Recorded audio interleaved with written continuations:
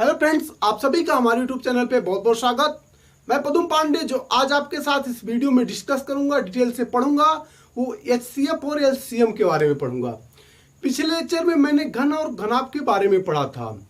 आप यदि बैंक की तैयारी कर रहे हो या फिर आप एसएससी की तैयारी कर रहे हो, चाहे आप सिविल सर्विस की तैयारी कर रहे हो या फिर आप वनडे एग्जाम की तैयारी कर रहे हो, किसी भी प्रकार के एग्जाम में यदि एचसीएफ और एलसीएम से क्वेश्चन उठाता है और पूछा जाता है आपसे, तो इस वीडियो को संपूर्ण वीडियो को देखने के बाद ऐसा कोई भी एचसीएफ और एलसीएम से क्वेश्चंस नहीं रहेगा जो आपसे बन नहीं जाएगा और देखने के बाद आप उसको इजीली सॉल्व नहीं कर लोगे। तो फ्रेंड्स, यदि आपने अभी तक मेरे चैनल को सब्सक्राइब नहीं किया है तो आप देखेंगे नीचे साइड लाल कलर में सब्सक्राइब लिखा हुआ है, उसको आप दबा दीजिए।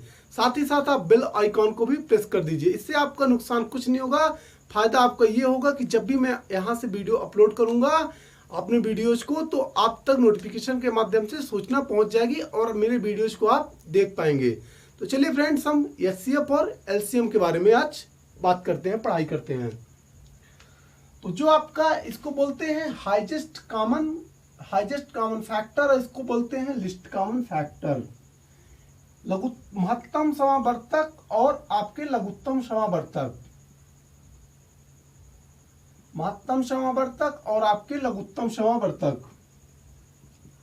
अपन जब 8th क्लास या 7th क्लास में थे तो अपन ये पढ़े थे, लेकिन जो हम आज आपके साथ सॉल्व करवाएंगे एचसीएफ और एलसीएम, वो ट्रिक के माध्यम से सॉल्व करवाएंगे। चूंकि हमने जो 10th और 9th स्टैंडर्ड में 7th स्टैंडर्ड में पढ़ा था वो गुणनखंड विधि द्वारा पढ़ा था, जो कि आपको यदि ट्रिक आपका काम में, आप जो मैं ट्रिक आपके साथ डिस्कस करूंगा, यदि वो ट्रिक आपके क्वेश्चंस पेपर में नहीं आ रहे हैं और नहीं अप्लाई हो रहे हैं, तब आप गुणनखंड विधि का ही यूज करिएगा, उपयोग करिएगा। तो चलिए फ्रेंड्स, अपन देखते हैं। जैसे कि मान लीजिए 4, 6 और 12 है और आपको एलसीएम निकालने के लिए कहता है। 4, 6, 12 है और आपको एलसीएम निकालने के लिए कहता है। तो एलसीएम में आप याद रखिएगा कि एलसीएम निकालने के लिए आपको सबसे बड़ी संख्या को पकड़ना होता है। एक बार फिर सुनिए कि एलसीएम निकालने के लिए आपको सबसे बड़ी संख्या लेना पड़ता है और साथ ही साथ ये देखना पड़ता है कि दी हुई जो और भी संख्या है तो क्या बड़ी संख्या से डिवाइड हो जाएगी। तो 8, 4, 6 और 12 का जो फ्रेंड्स एलसीएम होगा वो आपके 12 होगा। 4, 6 और 12 का आपके एलसीएम जो होगा वो 12 होगा। अब आपको ये चेक करना है कि क्या 12 से हमारा 4 और 6 विभाजित हो जाएगा। तो 4 तिहाई 12 और 6 दूनी 12 है, यानी कि आपके 4 और 6 विभाजित हो जाएंगे। यानी कि जब हम एलसीएम निकालते हैं तो सबसे बड़ी वाली संख्या देखते हैं और साथ ही ये देखते हैं कि आपके वो संख्या, बड़ी संख्या जो है, तो क्या जो छोटी संख्या और भी है तो क्या वो विभाजित हो जाएंगी कि नहीं। यदि नहीं हो रही हैं तो आपको गुणनखंड विधि से निकालना पड़ेगा। सपोज आप मान लीजिए यहाँ 8 होता, ठीक, यहाँ पे 8 होता, 4, 6 और 8 होता। अब आपको एलसीएम निकालने के लिए बोले तो इसका एलसीएम क्या होगा। तो ये तो श्योर है कि 12 नहीं होगा। 12 क्यों नहीं होगा? क्योंकि 8 12 से नहीं कटेगा। अपन ने सबसे बड़ी संख्या को ले लिया तो 12 से नहीं कटेगा, लेकिन 12 दूनी 24। चलिए अपन गुणनखंड विधि से निकालते हैं तो अपन इसका एलसीएम हालांकि 24 होगा। 12 दूनी 24 और 24 जो है आपके 8 से कट जाएगा। तो जो आपका इसका एलसीएम होगा वो आपके 24 होगा। अब आपसे मान लीजिए एचसीएफ निकालने के लिए कहता, 4, 6 और 12 का। तो एचसीएफ निकालने के लिए यदि आपसे कहता 4, 6, 12 का, तो जिस प्रकार आपने एलसीएम में सबसे बड़ी वाली संख्या को पकड़ा था, आपने जब मैंने दिया था इसका एग्जाम्पल 4, 6 और 12 का, तो आपने क्या लिया था, 12 सबसे बड़ी वाली संख्या। लेकिन जब आपको एचसीएफ निकालना है तो आपको सबसे छोटी वाली संख्या पकड़ना है। क्या पकड़ना है ट्रिक में? सबसे छोटी वाली संख्या पकड़ना है। तो आप देखेंगे कि 4, 6, 12 का जो HCF होगा वो आपके 4, 6 और 12 का जो HCF होगा, तो ये आपके, आप देखिए क्या 4 सभी से डिवाइड हो जाता है। सबसे छोटी पकड़ना है, पहले तो आप ध्यान में रखिए सबसे छोटी पकड़ना है। फिर दूसरा ये आपको देखना है कि जिसको आपने सबसे छोटी संख्या पकड़ा है तो क्या वो सभी को डिवाइड कर देता है। क्या 6 से 4 का भाग चला जाता है, 12 से भाग चला जाता है? तो आप देखेंगे कि 12 से 4 का भाग तो चला जाता है, लेकिन 6 से भाग 4 का नहीं जाता है। तो आप क्या करेंगे, 4 को तोड़ेंगे, 2 दूनी 4, 2 का गुणनखंड के बीच से तोड़ देंगे।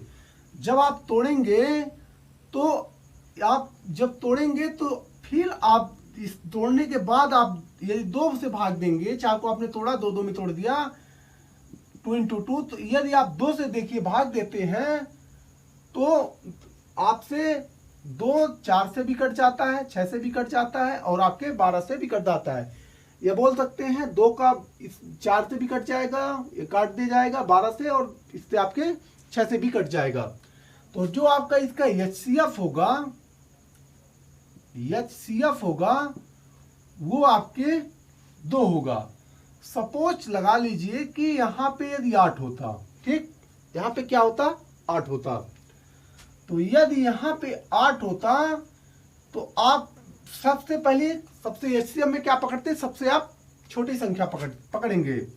आपने क्या पकड़ा, 4 पकड़ा। 4 से आप पहले भाग दीजिए, तो 4 एक कम 4 चला जाता है, 8 में भी भाग चला जाता है और 12 में भी भाग चला जाता है। तो जो आपके 4, 8 और 12 का HCF होगा कितना होगा, वो होगा 4। तो अपन LCM में सबसे बड़ी संख्या निकालते हैं और साथ ही देखते हैं कि जितनी भी संख्या दी हुई है तो क्या सभी में इसका विभाजन हो जाता है कि नहीं। जबकि HCF की सबसे छोटी संख्या निकालते हैं, लेकिन वो छोटी संख्या सभी में भाग उसका चला जाना चाहिए, ये देखते हैं। ठीक, चलिए अपन देखते हैं जो अपन ने 10th स्टैंडर्ड में गुणनखंड विधि के माध्यम से किस प्रकार निकाला जाता है LCM और HCF। अपन जैसे 15, 18 और 12 का मान लीजिए क्या निकालना है, हमको निकालना है LCM। ठीक, अपन इसका LCM निकालते हैं, LCM।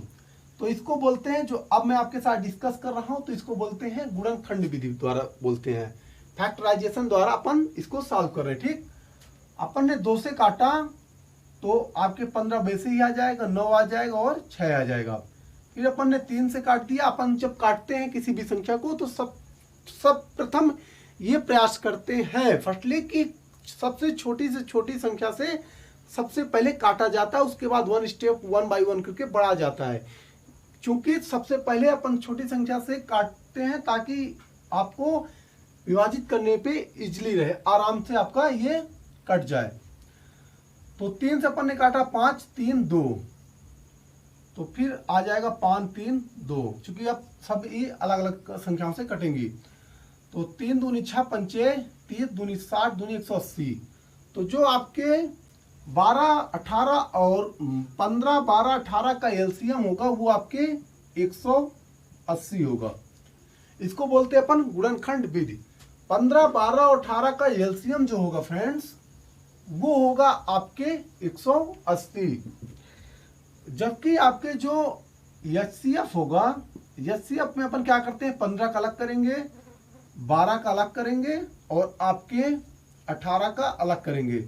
18 को अपन ने तोड़ दिया, 9 आया, फिर 3 से तोड़ा, 3 आया, 3 से तोड़ा तो 1 आया।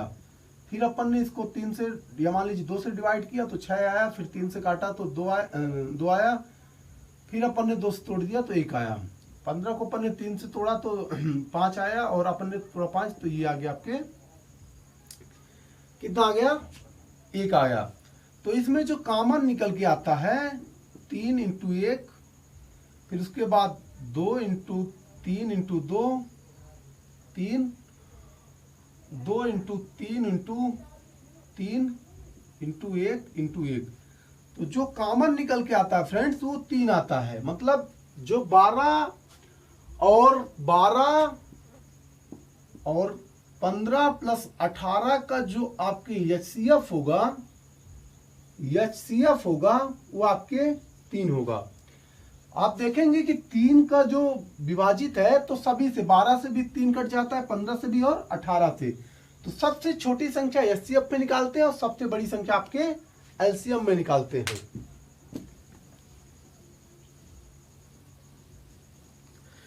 चलिए फ्रेंड्स, अपन इसमें देखते हैं अपन फर्स्ट टाइप के क्वेश्चंस की, जिसमें जो बनाया जाता है LCF में HCF पे किस प्रकार से पहले टाइप का क्वेश्चन आपके कंपटीशन एग्जाम में बनाया जाएगा। जो फर्स्ट टाइप का क्वेश्चन बनाया जाएगा तो बहुत आप कंसंट्रेट माइंड के साथ, बहुत आप एकाग्रता के साथ देखिएगा, क्योंकि जो अभी आपके साथ क्वेश्चंस डिस्कस कर रहे हैं उनमें सभी ना सभी प्रकार में कोई एक प्रकार आपसे क्वेश्चंस पूछ लेगा एग्जाम में। जैसे जो फर्स्ट टाइप का देता है, जैसे 0.8 दे दिया, 0.6 दे दिया, इसको बोल देगा कि आप LCM निकालिए। क्या कहेगा कि 0.6 या 0.8 का आप LCM निकालिए। तो इस प्रकार यदि आपको देता है, या सपोज मान लीजिए अपन पहले LCM ले लेते हैं, उसके बाद HCF निकालेंगे। ठीक, 0.8 यदि आया है और 0.6 दिया है LCM निकालने के लिए, तो इसको अपन दो विधि से निकाल सकते हैं। आपको मैं दोनों विधि बता देता हूं, जो आपको इजी लगे, जो आपको सरल लगे उसी से आप सॉल्व कर लीजिएगा। फर्स्ट तो ये है कि 0.8 और 0.6 में आप इसको यहां से एक 0 हटाएंगे तो यहां आप 10 रखेंगे, फिर आप यहां भी रखेंगे तो यहां पे आपका 10 आएगा। तो 8/10 हो गया और 6/10 हो गया। इसको काटेंगे तो 3/5 आएगा, इसको काटेंगे तो 4/5 आएगा। ठीक, तो 4/5 और 3/5 आया। ठीक, तो जो आपका ऊपर वाली संख्या का LCM लिया जाता है, आपसे LCM के लिए बात पूछा है ना कि LCM निकालो 0.8 और 0.6 का, तो आप पहले क्या करेंगे, इसको 0 से हटाया आपने तो एक संख्या था तो आपने 10 रखा, और एक संख्या इसमें भी तो आपने 10 रखा, काटा तो 4/5 3/5 आया। तो यदि आपको LCM निकालना होता है तो पहले आप क्या करेंगे, 4 और 3 का LCM निकालेंगे, लेकिन जो आप 5 का क्या निकालेंगे, HCF। क्या निकालेंगे, HCF। तो 4 और 3 का जो LCM होगा वो आपके क्या होगा, 12 होगा, और 5 का जो आपके HCF होगा वो आपके 5 ही होगा। तो इस प्रकार से आप बोल सकते हैं कि 0.8 और 0.6 का जो आपके LCM होगा वो 12/5 होगा। क्या होगा, 12/5 होगा। या 12/5 को आप तोड़ दो तो 5 दूनी 10 हो जाएगा, 2 बचेगा, 20 आ जाएगा, 5 को 20, तो 2.4 होगा। 2.4 होगा, यानी कि 0.8 और 0.6 का जो LCM होगा वो आपके 2.4 होगा। चलिए अपन दूसरी विधि में लगाते हैं कि क्या दूसरी विधि से, यदि आपको दूसरी विधि शायद इजी लग जाए इसके कंपेयर, तो 0.8 और 0.6 इसको आप मान लीजिए 8 और इसको मान लीजिए आप 6। ठीक, 6 मान के आप LCM लगा दीजिए, आप फैक्टराइज से इसको तोड़ दीजिए। आपने 2 से तोड़ा 4 आया, इसमें 3 आया, आपने फिर 2 से तोड़ा 2 आया और 3 आया, 2 से तोड़ा तो 1 और यहां से 3 आ गया, तो 3 दूनी 6, दूनी 12, 6 दूनी 12, दूनी 24, यानी कि आपके क्या आ गया, 24। अब आपने 8 और 6 का निकाला LCM, तो कितना आया आपके, 24 आया। 24 आया। एक पॉइंट पे बिंदु था तो आपने एक पॉइंट पे बिंदु रख दिया, तो आपके 0.8 0.6 का जो LCM हुआ आपके 2.4 ही आया। तो मुझे उम्मीद है फ्रेंड्स, यदि आपको नोट्स करना है तो नोट कर लीजिए आपने नोट्स बुक में।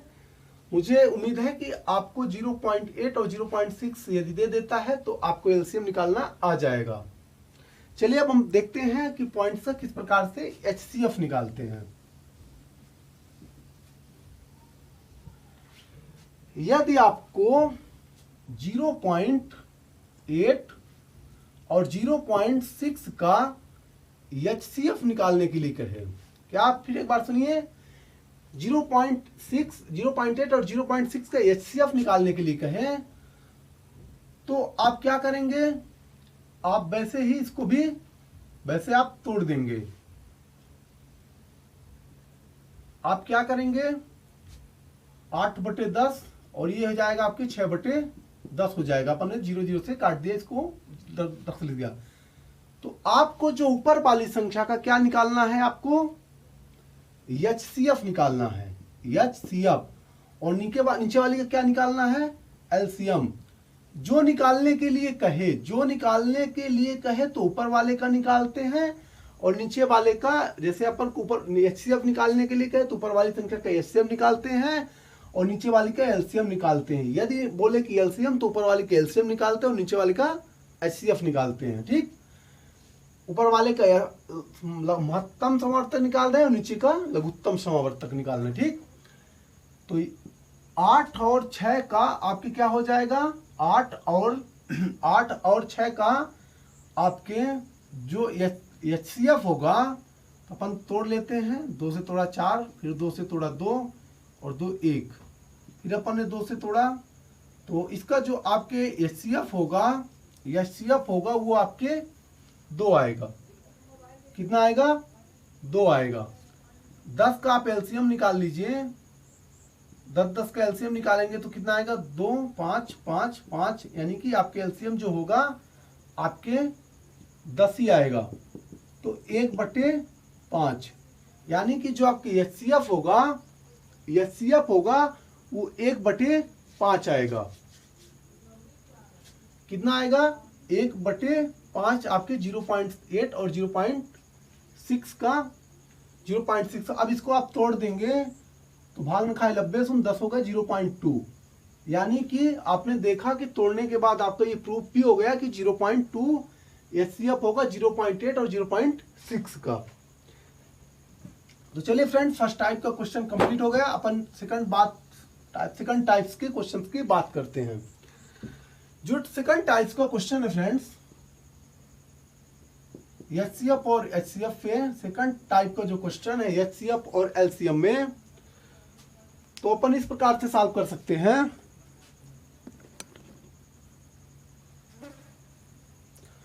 सेकंड टाइप का जो आपके क्वेश्चन है, इसमें इस प्रकार का क्वेश्चन पूछा जाता है फ्रेंड्स कि पहली संख्या एचसीएफ इंटू एलसीएम बराबर पहली संख्या इंटू दूसरी संख्या, पहली संख्या इंटू दूसरी संख्या।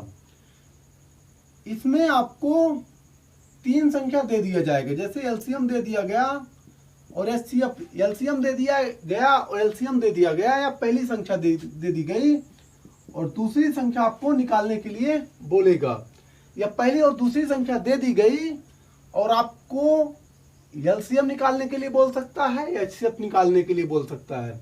फ्रेंड्स, चूंकि वीडियो का टाइमिंग ज्यादा हो रहा है, करीबन 20 मिनट की बन गई वीडियो, तो जो अगले लेक्चर में मैं आपको एलसीएम, एचसीएफ और एलसीएम के सेकंड वीडियो बनाऊंगा। तो इसमें 4-5 प्रकार के 6 प्रकार के क्वेश्चंस बनते हैं, तो उन सभी प्रकार के क्वेश्चंस को डिस्कस करूंगा अगले वीडियो में। तब तक के लिए thank you so much friends.